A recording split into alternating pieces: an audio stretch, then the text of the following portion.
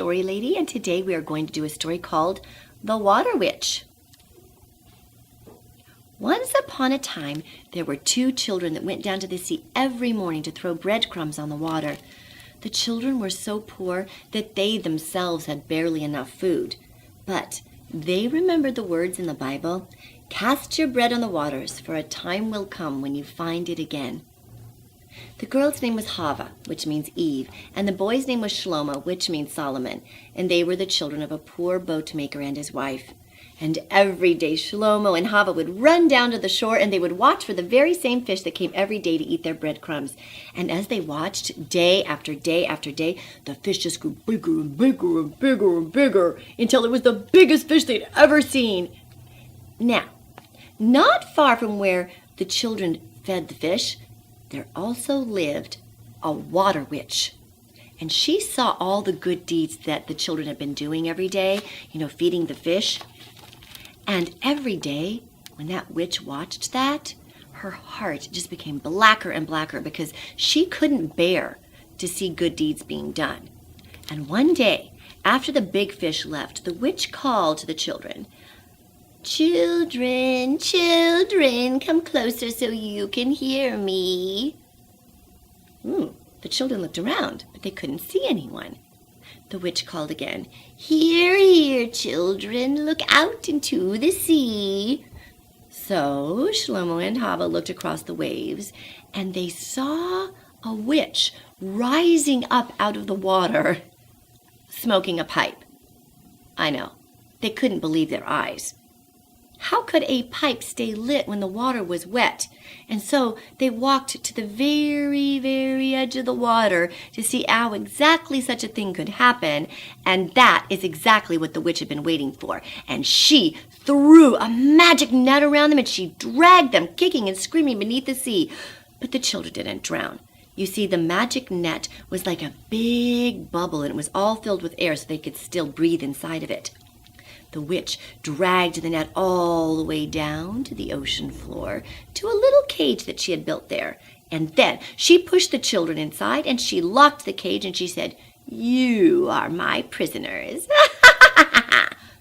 And she disappeared, leaving the children all alone. Well, of course, Shlomo and Hava were frightened.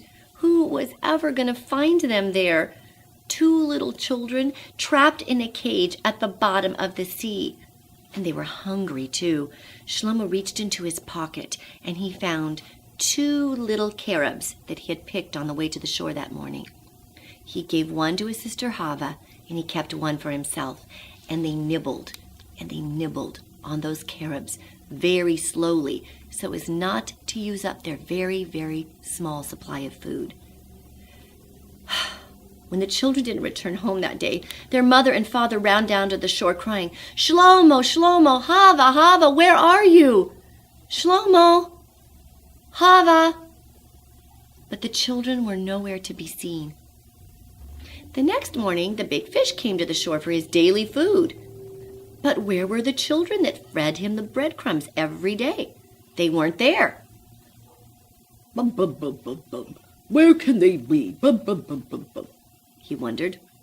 The fish swam from place to place, and he asked all the other fish, "Bum, bum, bum, have you seen the children that give me bread every day?" But the other fish told him what had happened. They told him what the wicked witch had done. Well, that big old fish swam quickly to the palace beneath the sea, where Leviathan, the king of the sea, ruled the ocean. Oh, my lord of the sea, a terrible thing has happened," he told the king. "Two kind children, they've been kidnapped by the water witch. And they are imprisoned at the bottom of the sea. Please, please, please, help me set them free." "Yes, it is time to stop the evil water witch," said Leviathan. "Here is a seashell, and inside the shell is a magic stone. Take it to the children and tell them whatever the stone touches that is alive will die, but whatever the stone touches that is dead will be brought to life." The big fish took the seashell in his mouth, and off he swam. The children were sobbing in each other's arms when they saw their friend. The big fish swimming their way. The fish circled the cage several times, and then he spit the seashell out of his mouth and into their little prison. Shlomo picked up the seashell, and he was just about to turn it over when, to the children's amazement, guess what happened? The fish spoke. Fear not. But inside the seashell is a magic stone sent to you by Leviathan, king of the sea. Whatever that stone touches that is alive will die, but whatever the stone touches that is dead will be brought to life. Surely you can use it to save yourselves. And off he bubbled. The children were filled with joy, for now they had reason to have hope again. The fish swam away, but Shlomo and Hava remained there all day long.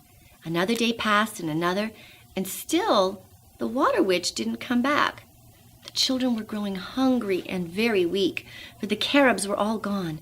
But as they waited, they thought of a plan. On the evening of the third day, the water witch did return, certain that the children had starved to death. And when Shlomo and Hava saw the witch coming, they both lay down, and they closed their eyes, and they pretended to be dead. The witch laughed to herself and took out the key. So, my little dears, now that you are dead, I can use the net. I will capture other children.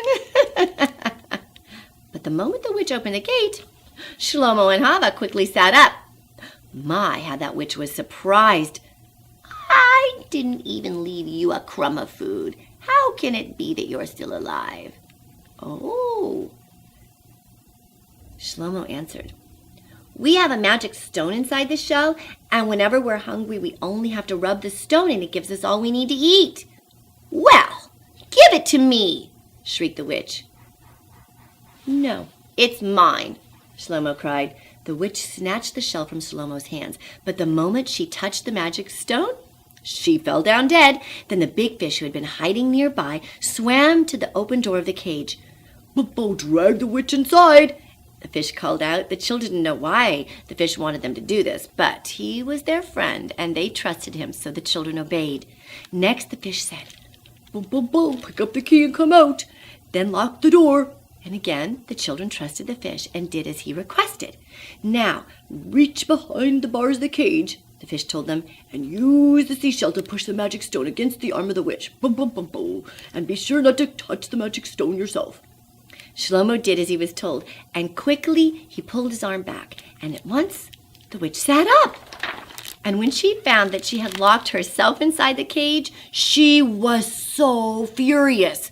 Give me the key, she shouted. Instead, Shlomo tossed the key to the fish, who quickly swallowed it. The big fish took the net in his mouth and pulled it to the shore of the sea.